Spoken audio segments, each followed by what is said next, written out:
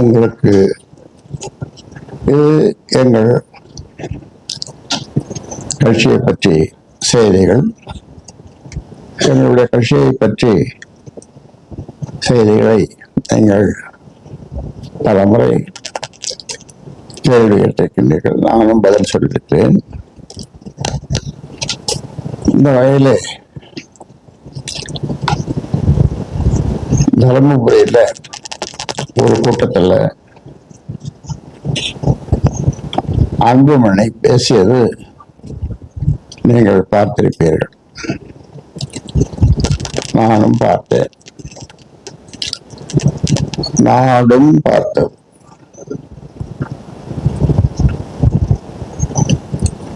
நான் என்ன குற்றம் செய்தேன், ஏன் எனக்கு இந்த பதவி நீக்கம் அல்லது பதவி இறக்கம் என்று அன்புமணி சொல்லியிருக்கிறார். இது முழுக்க முழுக்க மக்களையும் கட்சிக்காரர்களையும் திசை திருப்பும் முயற்சியாகும்.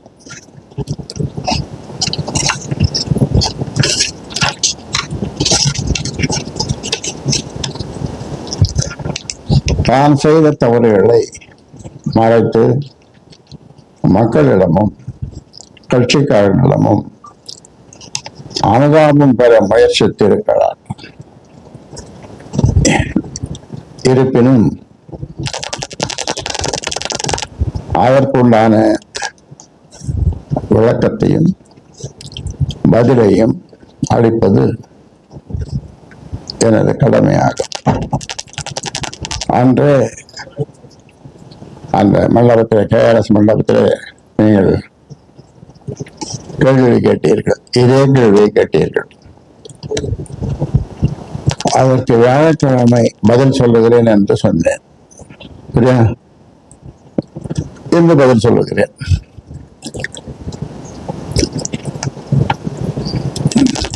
இனிப்பை தவிர்த்து, இனிப்பை தவிர்த்து கசப்பான வார்த்தைகளை கொண்ட மருந்தைதான் பதிலாக கொடுக்கும் நிலை ஏற்பட்டுள்ளது. சொல்லப்போனால் தவறு செய்தது அன்புமணி அல்ல. அன்புமணியை 35 வயதில் என்னுடைய சத்தியத்தையும் மீறி 35 வயதில் மத்திய கேபினட் அமைச்சராக்கி நான் தான் தவறு செய்து விட்டேன். என்ன தவறு செய்தேன் என கேள்வி கேட்டு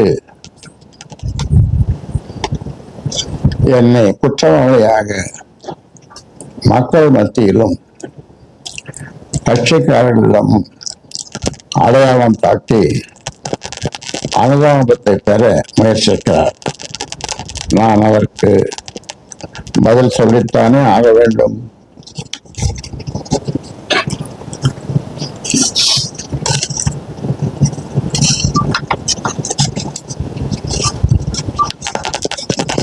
அன்புமணிதான் தவறு செய்தவர். தவறான ஆட்டத்தை துவக்கி முதலில் அடித்து ஆட ஆரம்பித்தது அன்புமணிதான். ஏதோ நான் போகிற போக்கில் சும்மா சொல்லிவிட்டு போகவில்லை. ஆதாரத்தோடு இன்று ஒளிவு மறைவின்றி நடந்ததை அப்படியே வெளிப்படுத்துகின்றேன். பாண்டி பொதுக்குழுவில் என்ன நடந்தது நீங்களும் வந்திருந்தீர்கள். வந்தீர்களா இல்லையா? வந்தீர்கள். உலகமே பார்த்து அதிர்ந்தது. ஒட்டுமொத்த பொதுக்குழு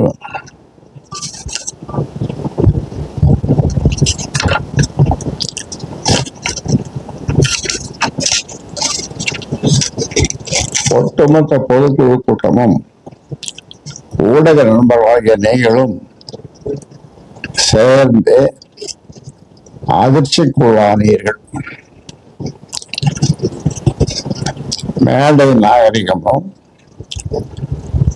அல்லது சபை நாகரிகமோ எதையும் கடைபிடிக்காமல் எடுத்தேன் கவிழ்த்தேன் என பொது வெளியில் அநாகரிகமாக நடந்து கொண்டது யார்? நான் ஒரு அறிவிப்பை வெளியிட்டேன். முகுந்தனை இளைஞரணி செயலாளர் என்று வீட்டில்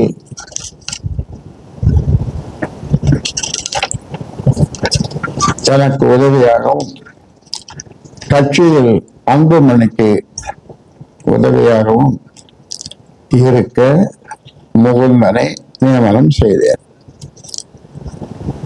சுவற்றில் வீசிய பந்து திரும்புவது போல உடனே மேடையிலேயே மறுப்பு தெரிவித்தது சரியான செயலா? மேடை நாகரிகம் கருதாமல் அனைவரின் முன்பும் காலை ஆட்டிக் கொண்டிருந்தது சரியான செயலா? மைக்கை தூக்கி என் தலையில் போடாத குறையாக டேபிளில் வீசியது சரியான செயலா? நான்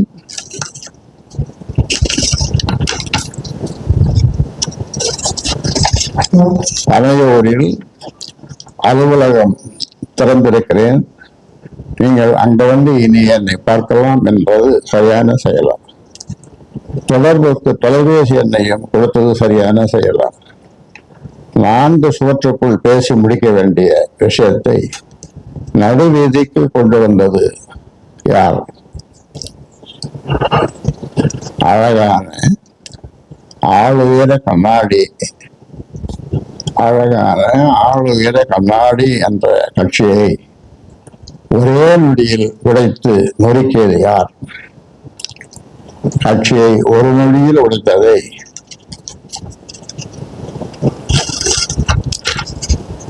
உலகம் முழுவதும் உள்ள ஆண்டவர்களும் சான்றோர்களும் அறிவாளிகளும் அரசியல் ஆளுமைகளும் எதிர்கட்சிகளும் ஊடக நண்பர்களும் தங்கள் ஆதங்கத்தை வெளிப்படுத்தினர். அன்புமணி இன்னும் பக்குவப்படவில்லையே என்று பெரிதும் வருந்தினார்கள். கடந்த 45 ஆண்டுகளாக இந்த இயக்கத்தை சங்கம் கட்சி அண்ணா சொன்னது போல கடமை, கண்ணியம், கட்டுப்பாடோடு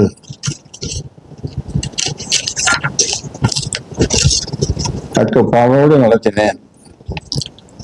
வந்தேன். அதற்கு ஒரு களங்கத்தை அன்புமணி ஏற்படுத்தி விட்டார். கடந்த காலங்களில் நான் அடைந்த அவமானங்களும் அவலங்களும் ஏச்சு பேசி ஏளனும் எழுதி நகையாளர்களும் ஈட்டி போன்ற இழி சொற்களையும் இந்த ஊமை சனங்களுக்காக எளிதில் கடந்து வந்துவிட்டேன். ஆனால் இன்று எதிர்பாராத நிலையில் வளர்த்தகடாது மார்பில் வீறு கொண்டு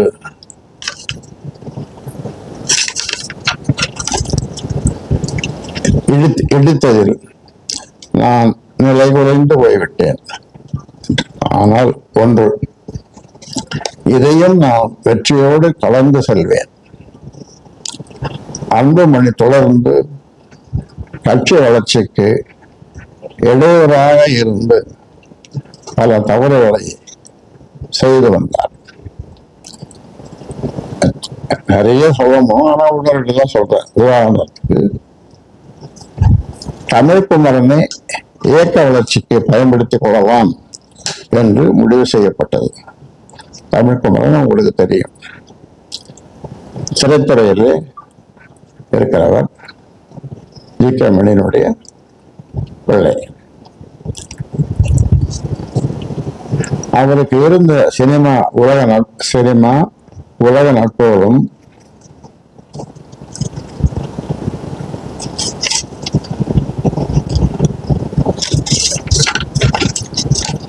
விளம்பரமும் பொருளாதாரமும் இயக்கத்திற்கு பயன்பட்டு இயக்கம் வளரும் என்ற முடிவுக்கு தடையாக நின்று அதை நிராகரித்தார். அவரை நியமனம் செய்து நியமன கடிதத்தை கொடுக்கிறேன், கொடுத்து அந்த வாசல் படியை தாண்டவில்லை. அவர் ஃபோன் பண்ணி, அண்ணா உங்ககிட்ட ஆசை வரணும், நீ உடனே ராஜினாமா செய், அதை கழிச்சு போடும், உன்னை பார்க்கணும்னா பார்க்க முடியாது. அப்ப நான் சொன்னேன், நீ இருப்பா, நீ உடனே கேட்கும் போகணும், அது தெருவில் பார்த்துட்டு இல்லை, ஏறு பார்ப்போம், பேசி பார்ப்போம்னு 2 மாதம் பொறுக்க சொன்னேன். அதன் பிறகு தொல்லை தாங்கவில்லை. மற்றும் ஒரு பொதுக்குழு இங்க சங்கமித்ராவில் நான் பயந்துட்டேன்.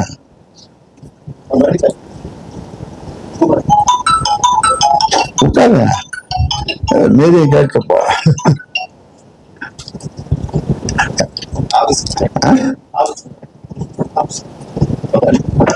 எல்லாத்தையும் கேட்டுப்போம்.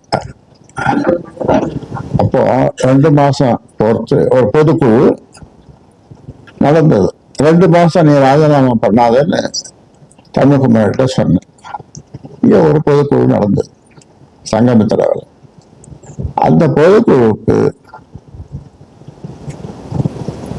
அவரும் அவருடைய மனைவியும் குழந்தைகளும் புதுச்சேரி உணவு விடுதியிலே இரவே வந்து தங்கிவிட்டார்கள். எனக்கு காலையிலேயே 7:30 மணிக்கு பல் தொலைக்கிட்டு இருந்தேன். அப்போ அன்புமணி போன் செய்து, தமிழ்குமரன் அந்த கூட்டத்திற்கு வரக்கூடாது, தமிழ்குமரன் அந்த பொதுக்குழுக்கு வரக்கூடாது, இப்படி என்னிடம் சொல்ல.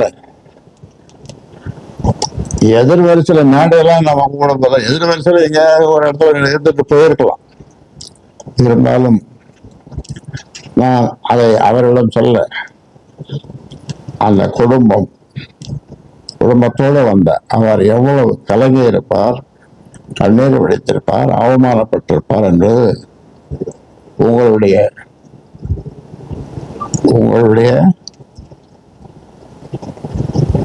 நான் சொல்லுவேன் விமர்சனத்திற்கு விட்டு விடுகிறேன்.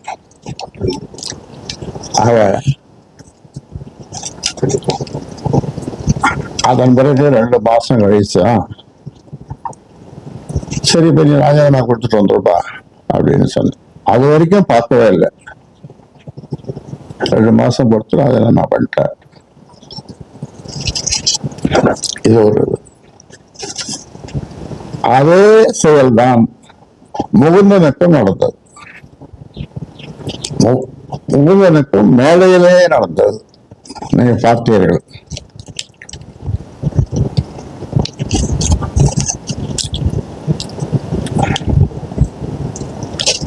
அதே மாதிரி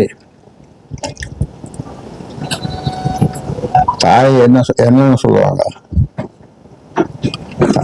உங்க தாய் என்னன்னு சொல்றீங்க, அவ்வளவும் சொல்றீங்க சரியா. இங்க பொங்கல் சமயத்துல, இந்த பொங்கல் எல்லாரும் குடும்பத்தில் எல்லாரும் உட்கார்ந்து இந்த முகுந்தன் சமாச்சாரத்தை பேசினாங்க. எல்லாரும் பேசும்போது அம்மா ஏதோ சொன்னாங்க, ஏன்பா உன் 2வது மகளை போட்டா நீ சும்மா இருப்பியா, அது பேசாம தானே இருந்திருப்ப அந்த பொறுப்புக்கு அப்படின்னு சொன்னதான் அங்க உட்காந்து பாட்டில தூக்கி அம்மா மேல அடிச்சான். நல்ல வேலை அவங்க மேல படல, செவத்துல பட்டுது. எது சொல்றேன், அதெல்லாம் ஒரு சாம்பிள்.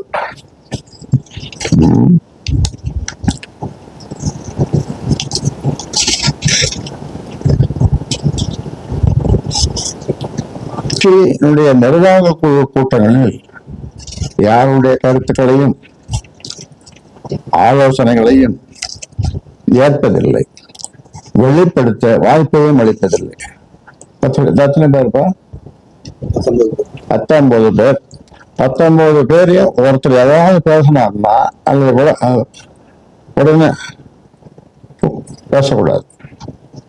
ஆனால் நான் கட்சி சங்கம் தொடங்கிய காலத்திலிருந்து என்ன சொல்வேன், ஒவ்வொரு கூட்டத்திலேயே செயற்குழு பொதுக்குழு என்ன சொல்வேன் என்றால், என்னை விமர்சனங்கள் அதாவது தவறு இருந்தால் நான் திருத்திக் கொள்ளுகிறேன்.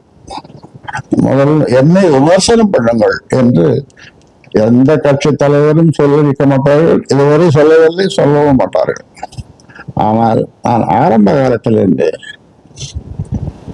என்னை விமர்சியுங்கள், என்னை விமர்சிக்கிறதுக்கு உங்களுக்கு கொஞ்சம் தயக்கம் இருந்தால் கடிதம் மூலமாக எழுதுங்கள்.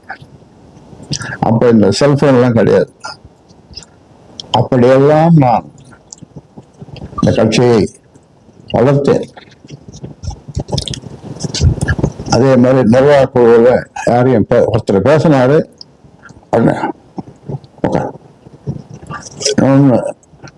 நான் அவர்களுக்கு இதை பேசுன்னு சொல்லி வர சொன்னேன்னு சொல்லலாமா?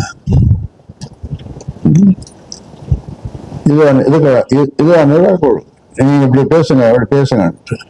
என்ன பேச போறோம்? கட்சி வளர்ச்சி பத்தி தான். அப்படியே நான் சொன்னாலும் கூட கட்சி வளர்ச்சி இதை பத்தி பேசுவேன்னு தான் சொல்லியிருப்பேன். நான் ஒருத்தர் 19 பேர்கிட்ட ஒருத்தரோட பேசுறேன். ஒருத்தரோட நான் பேசல. அதனால அப்பதான் நான் சொன்னேன், அந்த கூட்டத்தில் உனக்கு தலைமை பண்பு கொஞ்சம் கூட இல்லை. என்ன பண்பு? தலைமை பண்பு. ஆங்கிலத்தில் லீடர்ஷிப் குவாலிட்டிஸ் என்று சொல்வார்கள். அது உனக்கு கொஞ்சம் கூட இல்லை அப்படின்னு சொல்லி அதை முடிச்சிடணும். என்ன செய்யணும், ஒரு தலைவர் என்ன செய்யணும்? ஒவ்வொருத்தருடைய கருத்துக்களையும் தாராளமாக சொல்லுங்கள். என்னை விமர்சனம் பண்ண தாராளமாக சொல்லுங்கள், நான் குறித்துக் கொள்கிறேன். ஒவ்வொருவருக்கும் 19 பேருக்கும் நான் பதில் சொல்லுகிறேன் அப்படின்னு சொல்லியிருக்கணும். அதான் நிர்வாக. ஆனால் ஒருத்தர் பேச ஆரம்பிச்சாரு, போட்டு கடிச்சு குதறிட்டாரு அவர். அப்புறம் எல்லாருமே நமக்கு எதுக்கு இந்த 9, நமக்கு எதுக்கு இந்த 9. இதுதான் நிர்வாக குழுவுடைய லட்சணம். அப்புறம் கட்சியினுடைய வளர்ச்சிக்காக தர்மபுரி, சேலம் போன்ற மாவட்டங்களுக்கு நான் போயிட்டு வரணும்னு போனேன். ரொம்ப நாள் ஆச்சு போய். தேர்தலுக்கு பிறகு போகல.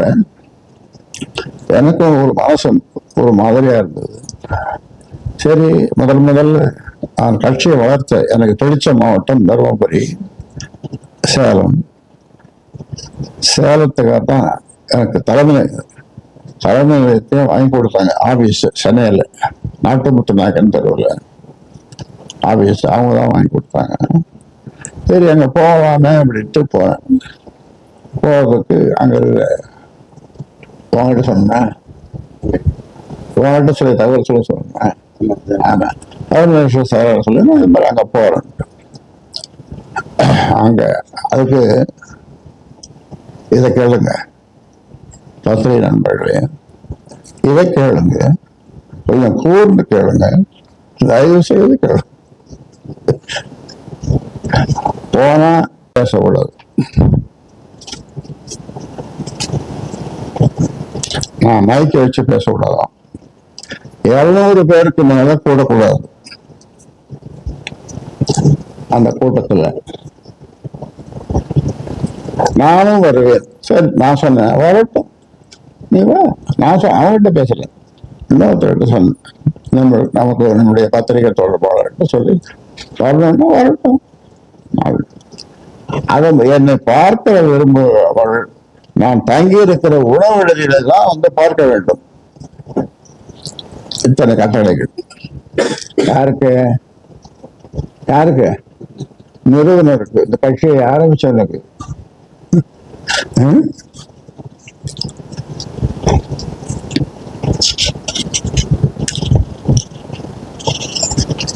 திருமண மண்டபம் கூடாது, தங்கி இருக்கும் அறையிலேயே இருந்து கொண்டு நிர்வாகிகளை சந்திக்க வேண்டும். இதெல்லாம் ஆர்டர்.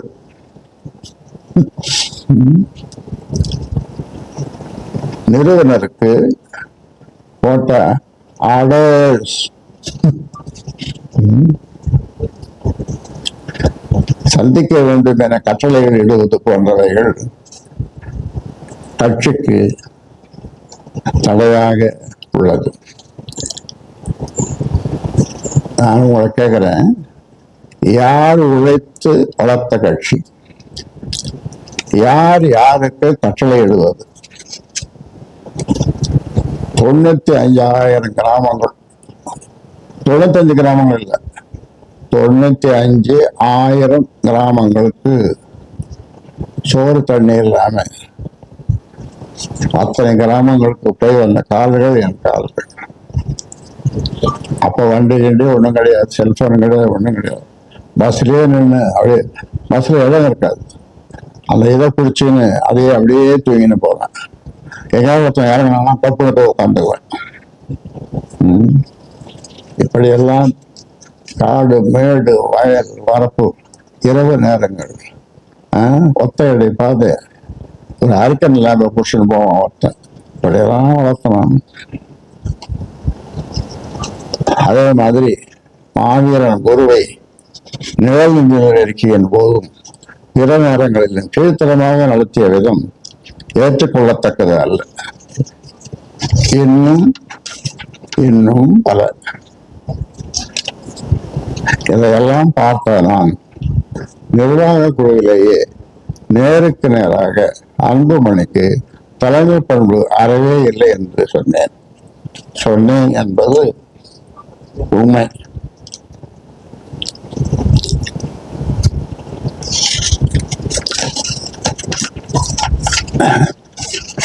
ஒரு தொண்டன் எனக்கு எழுதிய கடிதத்தை யாருக்கு படிக்கிறது? ஜெயராஜ் மாவட்ட செயலர் படிப்பார். ஒரு தொண்டன் எனக்கு எழுதிய கடிதத்தை அவர் படிப்பார்.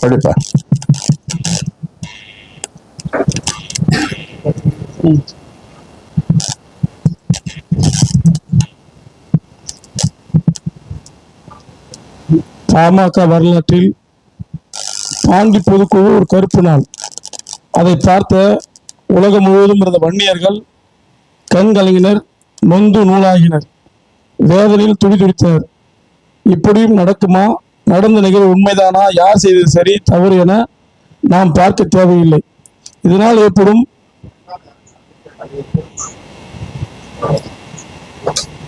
ஏற்படும் பின் விளைவுகள் தான் நம்மை கவலை கொள்ள செய்கிறது. 2 கோடி மக்களின் எதிர்காலம்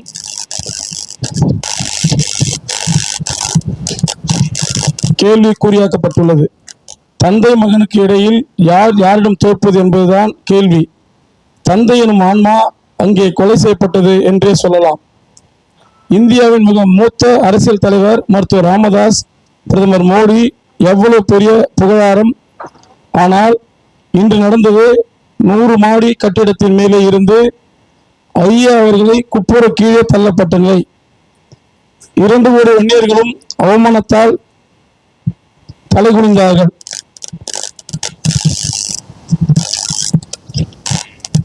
யாருக்காகவும் நாம் ஒரு பக்கம் நின்று வாதாடப் போவதில்லை. ஆனால் நமது பாரத கலாச்சாரம் சொல்லும் செய்திதான் என்ன? நமது இதிகாசங்களும் புராணங்களும் கூறுவது என்ன? முகலாயர்களின் கலாச்சாரம் வேறு. அவர்கள் கலாச்சாரத்தில் பதவிக்காக தந்தையையும்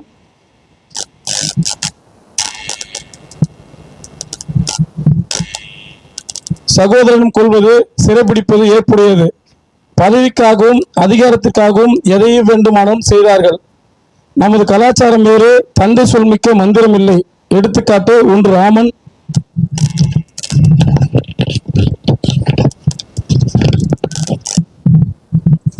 2 பீஷ்மர், 3 பரசுராமன், 4 இந்திரஜித், 5 ராஜேந்திர சோழன். 1 ராமன் தந்தை சொல் கேட்டு 14 ஆண்டுகள் காடு போனார். 2 பீஷ்மர் தந்தைக்காக தன் சுகத்தை கைவிட்டு பிரம்மச்சரியத்தை கடைசி வரை கடைபிடித்தார். 3 பரசுராமன் தந்தை சொல் கேட்டு தாயையே கொன்று மீட்டார். 4 இந்திரஜித் சாவது உறுதி என தெரிந்தும் ராமனோடு போரிட்டு தந்தைக்காக உயிர் துறந்தார்.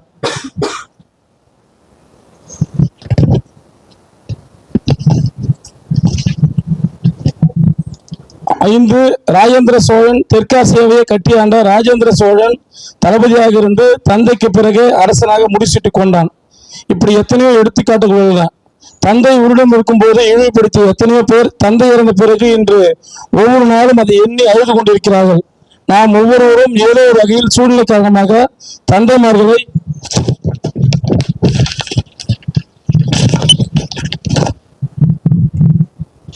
காயப்படுத்தியவர்களே, அது இனியும் தொடரக்கூடாது என்பதே நமது ஆதங்கம். சின்னையவர்களின் கவனத்திற்கு ஒரு சில தற்போது தமிழக அரசியல் களம் நமக்கு சாதகமாக உள்ளது. பல முனைகளில் நம்மின் தேவை மற்றவர்களுக்கு அதிகரித்துள்ளது. தொடர் தோல்விகளை சந்தித்து வந்த நாம் நமக்கு நாமே குழிபடுத்திக் கொள்ளலாமா? பொதுக்குழுவில் உடனடியாக எதிரணி ஆற்றாமல் ஒரு நிமிடம் பொறுமை காத்து இருந்திருக்கலாமே.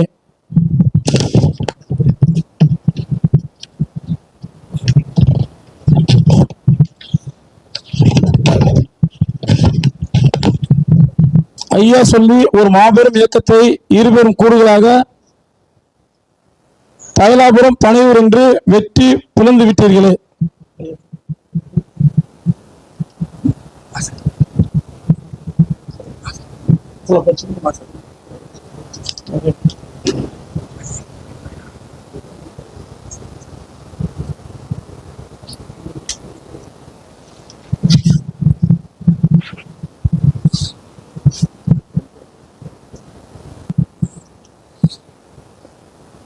ஏழு கட்சிக்காக உயிர் துறந்த 21 ஆண்மக்கள் இந்த பிளவை ஏற்றுக்கொள்ளுமா?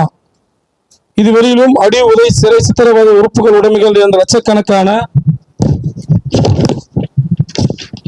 தொண்டர்களின் இழப்பிற்கு இதுதான் பரிசா?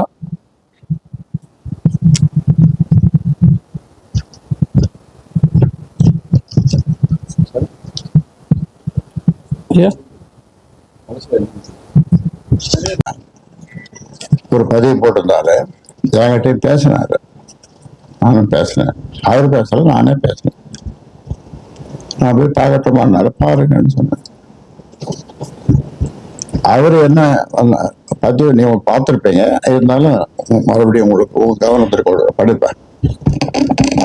கருப்பையா பேட்டி, நீர் அடித்து நீர் விலகாது என்பது போல எவ்வளவுதான் தகப்பன் மகனும் முட்டிக்கொண்டாலும் எல்லா சொத்தும் அன்புமணிக்கு வருவது போல இந்த கட்சியும் அன்புமணியிடம்தான் வர வேண்டிய கட்சி. அவரும் நடத்த தகுதியானவர் தான். ஆகவே இது 4 நாள் கழித்து ஏன் சொல்லப்படாமல் அமித்ஷா வருகிற நாளை குறித்து சொல்லப்பட்டதென்றால் இதுதான் எங்களுடைய செய்தி. உன் பின்னால் தீவிரம் என்று நினைக்காதே, உன்னுடைய அதிகாரத்திற்காக உன் பின்னால் தெரியவில்லை. எப்பொழுதும் திமுக அதிமுகவோடு மாறி மாறி கூட்டணி வைத்திருக்கின்றீர்கள். அதிமுகவோடு தான் கூட்டணி வைக்க வேண்டும் என்று பெரும்பாலும் இருந்திருக்கிறார்கள். அதனால அதிமுகவோட கூட்டணி சேர்ந்து கொள்கிறோம், அவர்களோடு இடங்களை பகிர்ந்து கொள்கிறோம், எல்லாவற்றையும் அவர்களோடு பேசிக்கொள்கிறோம். நீயும் சேர்ந்தால்தான் எங்களோடு சேர்ந்து பக்கத்திலேயே உட்கார்ந்து கொள் என்பதுதான் அவர் அறிவித்த செய்தியின் நோக்கம். அன்புமணி ரொம்ப சார்புடையவராக, பிஜேபிக்கு சார்புடையவராக இருந்தார். சென்ற தேர்தலில் என்ன இருந்தாலும் நான் போட்ட குட்டிதானே நீ என்கிட்ட தாவர என்று ஐயா நினைக்கிறார். இந்த வயசிலும் கட்சியை நான் எடுத்து நடத்துகிறேன், நான் இருக்கிற வரையிலே சொன்னதை கேட்க வேண்டும். நான் இருக்கிற வரையிலும் சொன்னதைத்தான் கேட்க வேண்டும். கேட்காவிட்டால் போ என்று சொல்வதற்கு ரொம்ப மன ஊக்கம் வேண்டும். சாதாரணமாக தளர்ந்து விடுவார்கள் மனிதர்கள். ஆனால் அவரோ தளரவில்லை. உடல்தான் தளர்ந்திருக்கிறது. மனதில் உள்ள ஊக்கம் உடையார் எனப்படுவது ஊக்கம். அஃதில்லார் உடையரே மற்று.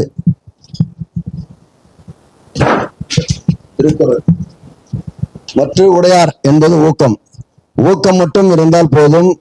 வேறு எல்லாவற்றையும் தானாகவே அடையாளம் என்று வள்ளுவர் சொல்வார். ஊக்கத்தை பெறுவதுதான் சிறப்பு.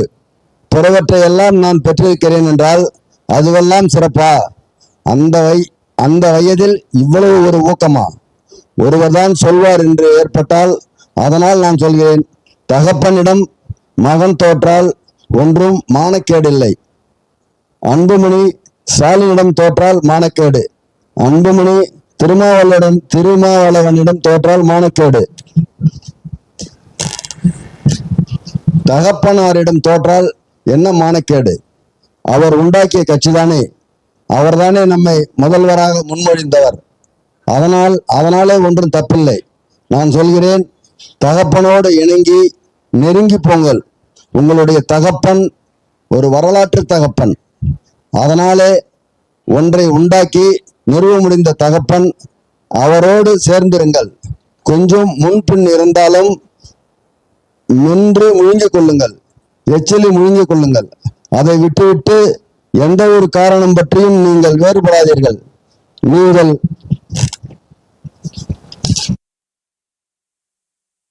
என்று எவனாவது உங்களுக்கு சொன்னால் நான் சொல்கிறேன், தகப்பனிடம் அடைகின்ற தோல்வி இல்லை. இருந்தால் கூட உங்கள் தகப்பனார் சொல்வது போல நீங்கள் செயல் தலைவராகவே இருங்கள். அந்த செயல் தலைவர் பதவியை நீக்கிவிட்டால் வெறும் உறுப்பினராக கூட இருங்கள். அந்த கட்சி உங்களிடம்தான் வரும், வேறு எங்கு போகும்? அது தைலாபுரம் தோட்டம் உங்களுக்கு வராமல் எங்கே போகும்? தைலாபுரம் தோட்டம். அதனாலே சும்மா இந்த 4 பேர்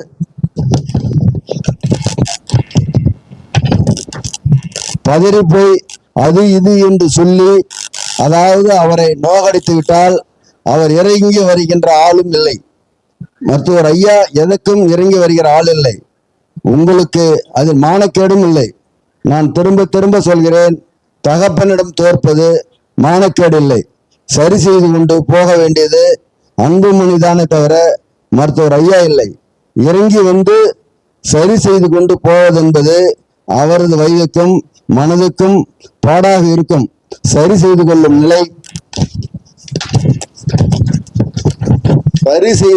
நிலை ஏற்பட்டாலும் கூட மருத்துவர் ஐயாவுக்கு பாடாக இருக்கும். ஆகவே அந்த பாட்டை அவருக்கு அளிக்காமல் நீங்கள் இணங்கி போங்கள். செயல் தலைவர் என்ன? நான் வெறும் உறுப்பினராக இருக்கிறேன், போங்கள். என் தகப்பனாருடைய கட்சியில் நான் உறுப்பினராக இருக்கிறேன் என்று சொல்லிவிட்டு போய் உட்காருங்கள்.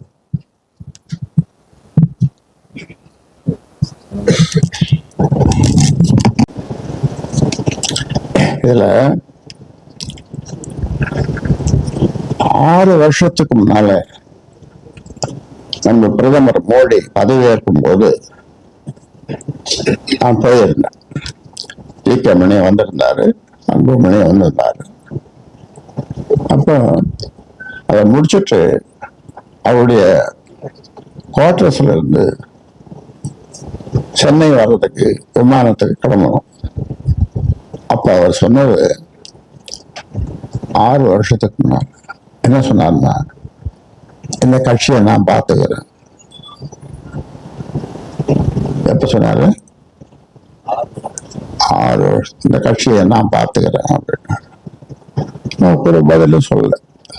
விமானத்துல ஏறணும், உட்காரணும். எனக்கு பின்னால அவர் உட்கார்ந்தாரு. 2 சொட்டு கண்ணீர் விட்டேன். அது அந்த ஏர்கிராஃப்ட்ல கீழே விழுந்தது. அதுல இருந்து சென்னை வர வரைக்கும் அப்புறம் இறங்கி ஒரு வாரத்தோட பேசல. என்னுடைய மழை வந்து இருந்தது. ஏறி தைலாபுரம் தோட்டம் வந்துட்டேன். இது 6 வருஷத்துக்கு முன்னால்.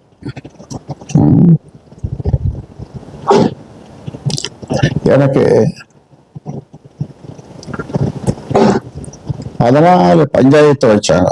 எத்தனை பஞ்சாயத்து? 14 பஞ்சாயத்து எனக்கு வச்சாரு. இந்த 14 பஞ்சாயத்தும் நான் 34 அமைப்புகளை உருவாக்கி இருக்கிறேன். மக்கள் தொலைக்காட்சியில இருந்து, பசுமை தாயகத்துல இருந்து, சமூக முன்னேற்ற சங்கம், 34 அமைப்புகளை, துணை அமைப்புகளை உருவாக்கி இருக்கிறேன். அவர்கள் எனக்கு பஞ்சாயத்து பண்ணாங்க. 14 பஞ்சாயத்து. என்ன பஞ்சாயத்து முடியலன்னா கடைசியில கட்சியை ஐயா பார்த்து விட்டோம் தோட்டத்துல, நீங்க வெளியில மக்களை பாருங்க. அந்த 14 பஞ்சாயத்துக்கு வரும் இதுதான் சொன்னாங்க, நீங்க மக்களை பாருங்க, ஐயா கட்சியை பாருங்க.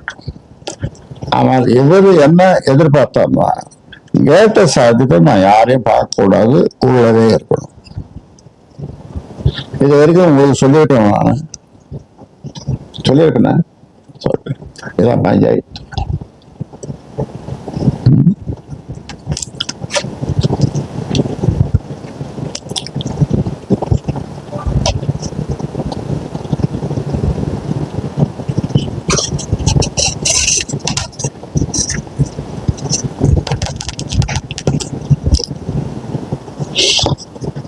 அதாவது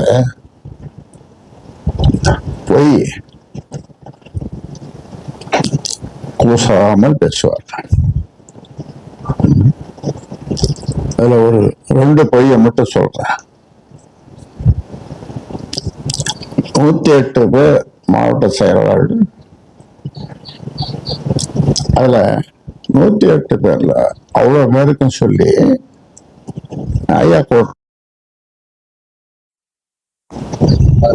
எத்தனை நாள் சுமாரா 14ஆம் தேதி அதுக்கு 8 பேர் தான் இங்க வந்தோம். மீதி 100 பேருக்கு இவரே போன் பண்ணி, நேரடியா போன் பண்ணி, போவாதீங்க, என்ன போ, ஏன் என்னை அடி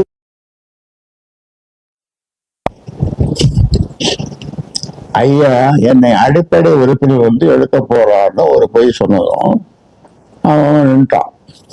100 பேர், 8 பேர் தான் வந்தான்.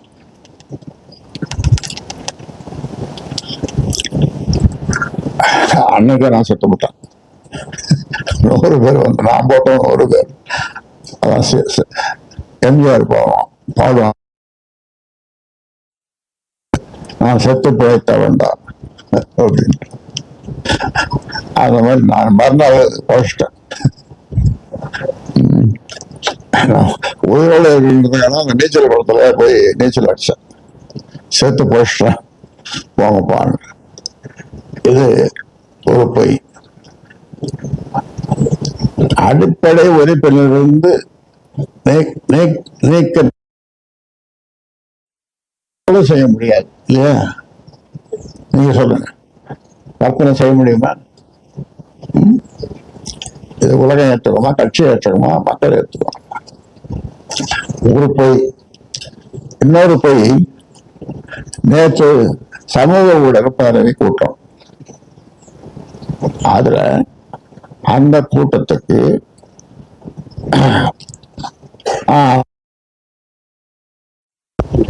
எத்தனை பேரு? 6 பேர் வச்சிருக்காரு ஐயா அடிக்கிறதுக்கு. சமூக ஊடகத்துல தவறா போட்டவங்க சில பேரை, சிவபிரகாசம், இந்த தலைவர் ஜி.கே. மணி ஐயா, என்னையும் இவரை தவறுதவா சில பேர் போட்டாங்க. போட்டவங்கள ஒருத்தன் வரல, மீதி பேர்லாம் வந்தான். நேற்று 100 பேருக்கு மேல வந்தான். ஆள் வச்சு 6 பேர் வச்சு அடிக்க போறாரு. இது எப்படி? இது உங்களை எல்லோரும் என்னக்கா, 32 மாவட்டம், இப்ப 38, 32 மாவட்டத்துக்கும் போய் அவங்களோடு கூட உட்கார்ந்து சாப்பிட்டு விட்டு அளவலாகி பத்திரிகையாளர் தமிழோடு அளவலாகி வந்த நான் இந்த மாதிரி எங்கேயாவது அடிதடியில் நான் போனதே கிடையாது, வந்தது கிடையாது. சரி, 6 பேரை வச்சிருக்காரு அடிக்கிறதுக்கு போல அப்படின்னு. ஆனா 100 பேர் வந்துட்டாங்க, ஒரு ஆள் தவிர 100 பேர் எல்லாம் வந்துட்டாங்க.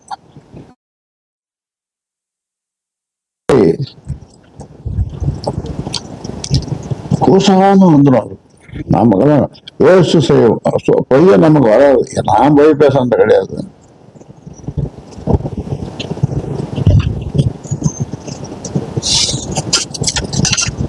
இந்த பொதுக்குழுல இவர் கட்சி தலைவரை நீக்கிட்டு செயல் தலைவரா அவரை போட்டு, கௌரவ தலைவரா அவரை போட்டு இவரை தலைவராக்கினான். அந்த இது அதுல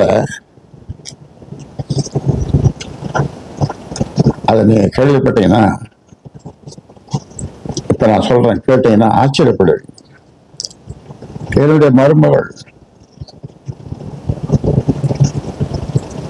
நான் மகாபலிபுரத்துல கொஞ்சம் மனசு கொஞ்சம் இதுவா இருந்து மகாபலிபுரத்துல ஒரு இந்த டான் ஹோட்டல்ல போய் தங்கியிருந்தேன்.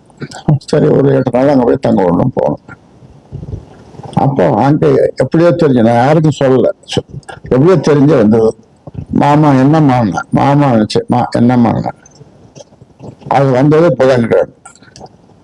அன்னைக்கு என்ன வந்து பார்த்து, மாமா இன்னைக்கு புதன்கிழமை, அடுத்த புதன்கிழமை நாள் நல்லா இருக்கு, மண்டபம் பார்த்துட்டேன், எல்லா ஏற்பாடும் பண்ணிட்டேன், தலைவரை மாத்தணும். 8 நாள்ல சாதாரண ஒரு பியூன் அல்லது வேலைக்காரன், இந்த கம்பெனி வேலைக்காரனுக்கு 1 மாசம் டைம் கொடுப்பாங்களா இல்லையா? கொடுப்பாங்க. இந்த மாசத்தோட இந்த தேதியில நீ விலகலப்பா, ஓய்வு பெறலன்னு சொல்லுவாங்க. ஆனா இவர் 8 நாள்ல மண்டபம் பார்த்துட்டேன், எல்லாம் சரி ரெடி பண்ணிட்டேன் அப்படின்ட்டு 8 நாள்.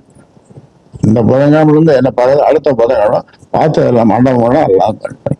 அப்போ நான் அவர் தலைவரை வர சொல்லி, ஜெய்கம்பெனியை வர சொல்லி சொன்னேன். இது சொன்னது அவர் போய் என்ன பண்ணாரு, அவங்க மச்சனை தம்பி அவங்ககிட்டலாம் சொல்லியிருக்காரு. அவங்க இவர் ஜோசியம் கடவுள் நம்பிக்கைலாம் இவர் கிடையாது ஜெய்கம்பெனிக்கு. அவங்க என்ன சொல்லியிருக்காங்க, உங்களுக்கு 1.5 மாசத்துக்கு கரகம் சரியில்லை, அவர் என்ன புதன் சுக்கர சூரியனை பார்த்தாலும் தெரியல, யாரு பார்த்தாலும் தெரியல, கரகம் சரியில்லை, எதை செய்வாங்க 1.5 மாசத்துக்கு பிறகு செய் அப்படின்னு சொல்லி அனுப்பிச்சிருக்காங்க. என்கிட்ட சொன்னார், இப்படி எங்க இப்ப மச்சான் தம்பியை சொல்றாங்க. அப்ப என்கிட்ட வர சொல்லி, அம்மா இது மாதிரி சொல்றாங்க அப்படின்னு. சரி மாமா ஆச்சு. அப்புறம் 1.5 மாசம் பொறுத்து அதை பட்டாபிஷேகம் நடந்தது. பட்டாபிஷேகத்துல கட்டி பிடிச்சு ஆலிங்கனம் பண்ணி ஆனந்த கண்ணீர் அடிச்சேன். ஆனந்த கண்ணீர் இவர் அறிவிச்சு ஆனந்த கண்ணீர் அடிச்சேன். அப்ப ஒரு செய்தியை சொன்னேன் நான் பேசும்போது, என்னுடைய குடும்பத்தை சேர்ந்த பெண்கள் யாரும் எந்த கூட்டத்துக்கோ மற்றதுக்கோ எதுக்கும் போக வேண்டாம். முதல்ல இருந்துட்டேன். ஆரம்பத்துல கட்சி ஆரம்பிக்கிறது சங்கம் ஆரம்பிப்பது என் குடும்பத்தை சேர்ந்தவர்கள் யாரும் போகக்கூடாது. அப்படிதான் அந்த அன்புமணியும் வரக்கூடாதுன்றதான். அந்த அன்புமணி இந்த பதவியை ஏற்பதற்கு தலைவர் அமைச்சர் பதவி, தலைவர் பதவி இல்லை, அமைச்சர் பதவி ஏற்பதற்கு எங்க குடும்பத்துல யாரும் வேண்டாம்னு உட்கார்ந்து எங்க குடும்பத்துல இருக்கவங்க என்ன போட்டு வருத்தம் எடுத்தாங்க. அப்புறம் ஜே.கே. மணியும் வந்து அவரும் இல்ல, அவரு அன்புமணி தான் தலைவரா வரணும், இது தலைவரா வரணும்ன்றான், அமைச்சரா வரணும் அப்படின்னு சொல்லி கேபினட் மினிஸ்டர், அதுக்கு முன்னால ஹெல்த் மினிஸ்டர் இவர் இருப்பாரு, யாருப்பா பொதுச் செயலாளர் இருந்தாரு லலித் ஏழுமலை. லலித் ஏழுமலை முதல்ல கிடைச்ச அமைச்சர் பதவி அவருக்கு தான் கொடுத்தோம். 3 பேர் வன்னியர்கள் இருந்தாங்க, இருந்தும் அவருக்கு தான் கொடுத்தோம் அந்த பதவி. அதே பதவி, ஹெல்த் மினிஸ்டர் பதவி இப்ப கேபினட் பதவி. நான் செய்த சத்தியத்தின் அடிப்படையில் நம்ம குடும்பத்துல யாரும் போகக்கூடாது, எந்த பதவியும் ஏற்கக்கூடாதுன்ற இது உட்கார்ந்து எல்லாம் பேசுறாங்க, குடும்பத்துல பேசுறாங்க. ஜி.கே. மணி உட்காந்து பேசுறாரு, இல்ல நம்ம பார்த்துட்டோம், ஜி.கே. லலித அடிமையை பார்த்துட்டோம் அவருடைய செயல்பாட்டை, அதனால அவர் தகுதியானவர் அன்புமணி தான், அதனால அவர் தான் அந்த பதவியை கொடுக்கணும்னு சொல்லி எல்லாரும், எனக்கு விருப்பம் இல்லாமல் எல்லாரும் இது பண்ணாங்க. சரின்னு அதே மாதிரி அவருக்கு ஹெல்த் மினிஸ்டர், அந்த ஹெல்த் மினிஸ்டர் கூட அது ராமலா பஸ்வான் தான் கொடுத்தாங்க. அப்ப அவர்கிட்ட போய் ராத்திரி பூரா உட்காந்து உங்களுக்கு ஹெல்த்னா ஒன்றும் தெரியாது, அவருக்கு வேற ஏதோ கொடுத்தாங்க, என்னன்னு ஞாபகம் இல்லை. அதனால இனி அதுக்கு பொருத்தமான வாழ் கோலை என்னமோ கொடுத்தாங்க. அப்புறம் அதுக்கு பார்த்து இவர் ஹெல்த் மினிஸ்டர் வாங்கி கொடுத்தேன். ஒரு நாள் ராத்திரி பூரா தூங்காம இப்படி எல்லா சத்தியங்களையும் மீறிட்டேன். நான் எந்த காலத்திலும் எந்த பதவிக்கும் எந்த இதுக்கும் போக மாட்டேன்ற அந்த ஒரு சத்தியம் அது இன்னைக்கு வரைக்கும் இருக்குது, என்னைக்கும் இருக்கும். இப்ப ஒண்ணும் இல்லை, தலைவர் பதவி சொன்ன மாதிரி கலக்காரப்பியா சொன்ன மாதிரி அந்த தலைவர் பதவியை ஏத்துன்னு இருக்கேன். இவர் செயல் தலைவர். இதுக்கு ஒரே தீர்வுன்னு ஒண்ணா, அப்பா கொடுத்த அப்பா சொல்லணும், ஐயா கொடுத்த அது ஐயாங்கன்னு சொல்லணும், நிறுவனர் கொடுத்த அந்த செயல் தலைவர் பதவியை மகிழ்ச்சியுடன் ஏற்று நான் ஒரு சுத்தி வருவேன், செயல்படுவேன். அவர் என்ன சொல்றாரோ அதை செய்வேன். அது இல்லாமல் செயல் தலைவரே இல்லை என்றாலும் நான் ஒரு தொண்டனாக இருந்து இந்த கட்சியை வளர்ப்பேன். இதை பற்றி எல்லாம் கூப்பிட்டு சொல்லிட்டேன்னா தேர்வு தான் முடிஞ்சு போச்சு இல்ல தேர்வு. நான் செயல் தலைவராக நிறுவனர் சொல்லுகிறார், நான் சிறப்பாக செயல்படுவேன் செயல் தலைவராக. அவர் விருப்பப்படி அவர் தலைவராக இருக்கட்டும், எனக்கு அதில் மகிழ்ச்சி, அளவு கடந்த மகிழ்ச்சி. அந்த செயல் தலைவர் இல்லை என்றாலும் கூட நான் ஒரு தொண்டனாக இருந்து செயல்படுவேன், இந்த கட்சியை வளர்ப்பேன், இந்த தேர்தலை சந்திப்பேன் அப்படின்னு உங்களெல்லாம் கூப்பிட்டு சொல்லிட்டேன்னா முடிஞ்சு போச்சு. கர்நாடகம் கூட இல்லை, உலகம் போடல, ஒன்றும் இல்லை. தீர்வு தான் தீர்வு. நல்ல தீர்வு தானே? இல்லை நல்ல தீர்வு தானே? சொல்லுங்க. ஆமா,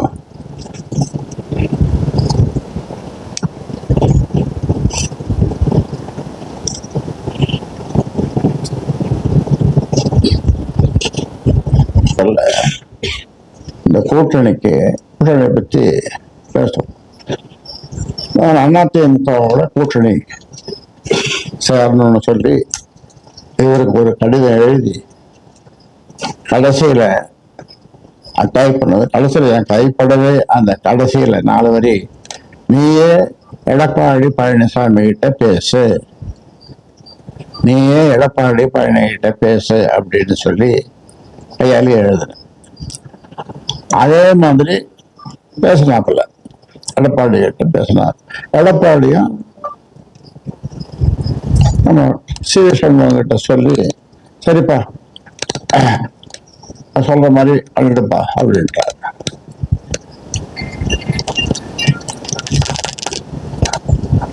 ஆனா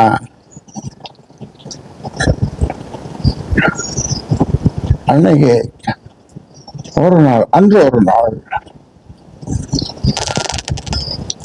இது பிஜேபியோட தான் கூட்டணி போகணும் அப்படின்னு சொல்லி அதிமுகவோட கூட்டணி போகக்கூடாது. இப்போ அதிமுகவோட கூட்டணி போயிருந்தா நாங்க ஒரு 3 இடம், நாங்க குறைஞ்சது 3 இடம் ஜெயிச்சிருப்போம், அவங்க ஒரு 6-7 இடம் ஜெயிச்சிருப்பாங்க அதிமுக. இவங்களுக்கு சின்னம் கிடைச்சிருக்கும், சின்னம் கிடைச்சிருக்கும். அவங்க 6-7 இடத்துக்கு மேல ஜெயிச்சிருப்பாங்க. ஏன்னா இது நேச்சுரல் அலையன்ஸ். அதிமுக பாட்டாளி மக்கள் கட்சின்றது ஒரு இயற்கையான கூட்டணி. அந்த காலத்துல இருந்து நேச்சுரல் அலையன்ஸ்னு சொல்லுவாங்க. அந்த மாதிரி எல்லாம் பேசி முடிச்சுட்டு கடைசியில இந்த கால அன்புமணி பிடிச்சினால இந்த தொடைய அந்த பக்கம் அன்புமணி மனைவி சௌமியா இந்த காலை பிடிச்சிருந்தது. 2 பேரும் அழறாங்க. எதுக்கு அழறாங்க? பிஜேபியோட கூட்டணி போகணும்.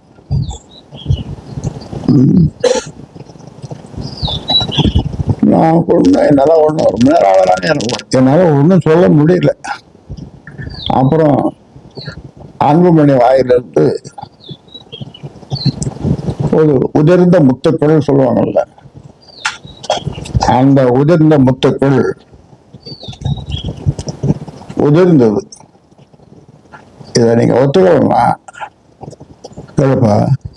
இதை ஒத்துக்கணும்னா நீங்க தான் எனக்கு கொள்ளி வைக்கணும்.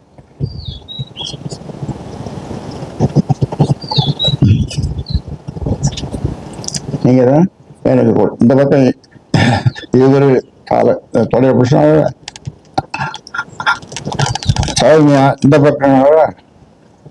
அப்புறம் வேற வழி இல்லாம அப்புறம் நடந்தது. அதுதான்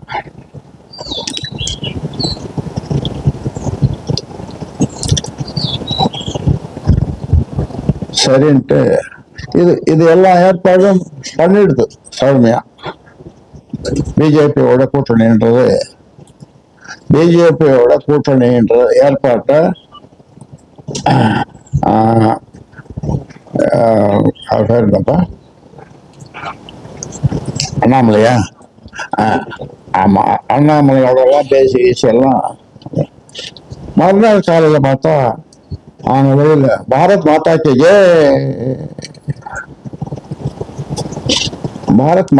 ஜேன்னு ஒரு கோஷம் அங்க கேக்குது. அண்ணாமலை வந்துட்டாரு காலையில. பெரிய சாப்பாடு எல்லாம் விருந்து காலையில் நடக்குது.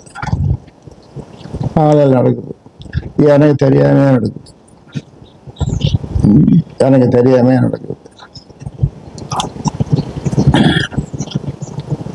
அதான் அப்புறம் நிறைய கதை இருக்குது. வேட்பாளர் தேவை, அது இது எல்லாம் வரும். அதெல்லாம் இருக்குது. அதெல்லாம் நம்மளுக்கு தேவையில்லை. இப்படி கூட்டணி கொள்ளி வைக்கிறது.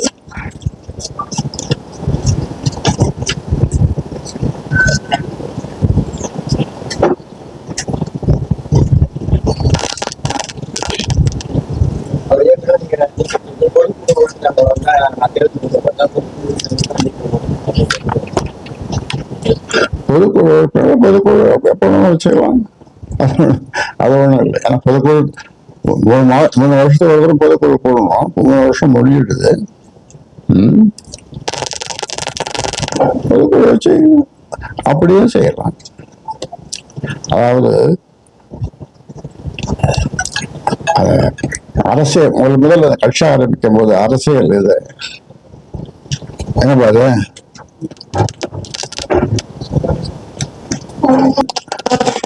95,000 கிராமங்களுக்கு 95,000 வடக்கே கும்மிடிப்பூண்டி, தெற்கே குமரிமுனை, கிழக்கு மேற்கு எல்லாம் போய் 95,000 கிராமங்களுக்கு போனேன்.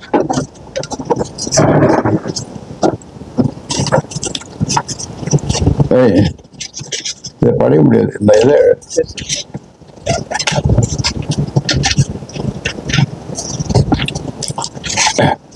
கட்சி ஆரம்பிக்கும் போது அப்போ வந்து ஞான சொன்னோம்.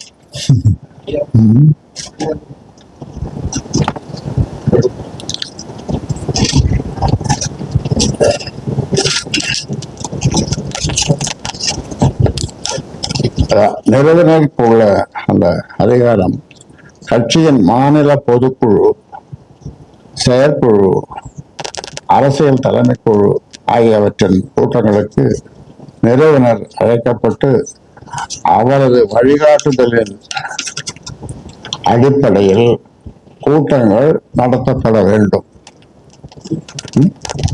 அவரது வழிகாட்டுதலின் அடிப்படையில் கூட்டங்கள் நடத்தப்பட வேண்டும்.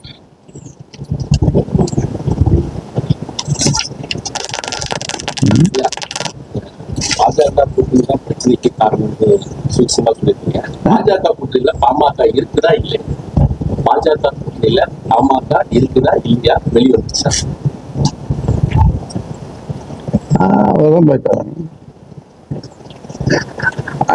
அவரை தான் கூப்பிடணும். இருக்குதா இல்லையான்னு இன்னொரு கூட்டம் போட்டு செயற்குழு பொதுக்குழு நிறுவனங்கள்லாம் கூட்டம் கூட்டி முடிவு பண்ணணும்.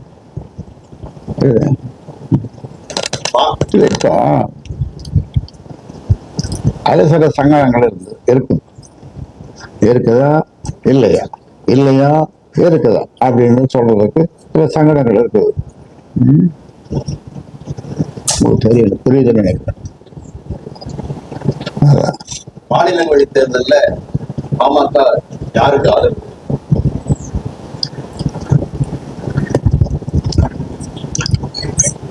மாநில தேர்தலில் நாங்களே கேட்கக்கூடாதா? எங்களுக்கு வேணும்னா இல்லை எனக்கே ஒன்று கேட்கக்கூடாதா?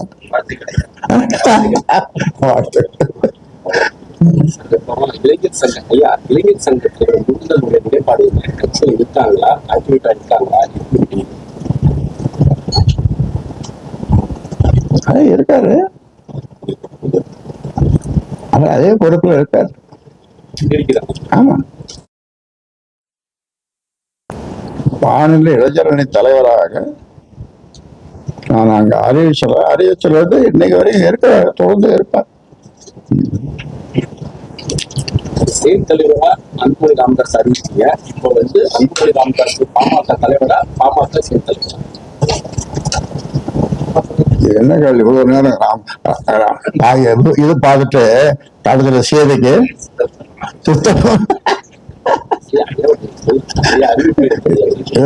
சீதைக்கு செத்தம் வெளிய ராமாயணம் பார்த்துட்டு